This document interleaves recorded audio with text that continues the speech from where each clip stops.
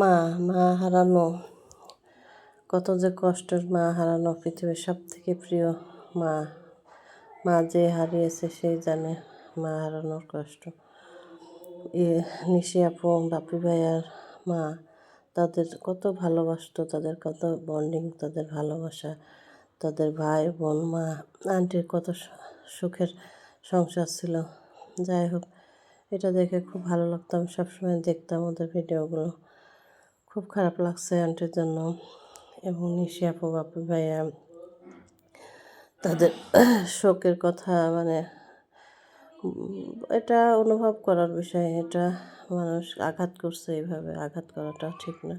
পৃথিবী থেকে কীভাবে যাবে আল্লাহ পাকই জানে। সন্তান পাশে থাকবে, এই সন্তানের ছাড়া রোড অ্যাক্সিডেন্টে কত মানুষ মারা যাচ্ছে, কতভাবে। দুইটা সন্তান তার পাশে, একটা বিদেশ আছে, ছেলেটা পাশে ছিল। ছেলেটা হয়তো ভাগ্যের এতে লেখা, আল্লাহর খাতায় লেখা ছিল না তার সঙ্গে। তো মা, তাদের সাথে বন্ডিং তাদের খুব ভালো। মা, ছেলে, বৌমা, সব মিলে তারা তো খুব ভালো ফ্যামিলিতে। যাই হোক, আমরা এই যে কতগুলা দোষারোপ মায়ের পরে এসে বউয়ের সঙ্গে শ্বশুরবাড়িতে গেছে। যাই হোক, এসব বাজে কথাগুলো না বলি। তাদের সবথেকে প্রিয় মানুষ হারিয়েছে, যার হারায় সেই জানে। আমরা হয়তো বাইরে থেকে অনেক কথা বলতে পারি, কিন্তু তাদের কষ্টটা এটা অনুভব করার বিষয়। যাই হোক, আমরা তাদেরকে না নেড়ে কথা বলি।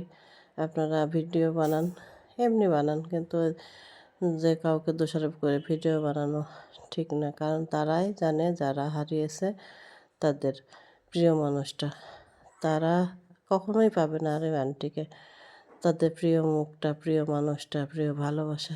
আর তারা তো বেশি না, তার একটা ছেলে, একটা বৌমা, তাদের বন্ডিংটাও ভালো ছিল যথেষ্ট। আন্টিও খুব হাসি খুশি, কেয়ারিং ছিল, খুব সচেতন। আন্টিকে দেখে তো আমি খুবই মুগ্ধ হতাম তার সব কিছু দেখে। তার বুদ্ধি, তার এই বয়সেও উনি এত স্ট্রং ছিলেন যেটা ভাবা যায় না। খুবই কেয়ারিং, স্ট্রং, এবং বন্ডিংটা এত মজবুত। সবার প্রতি ভালোবাসা ছিল ওনার।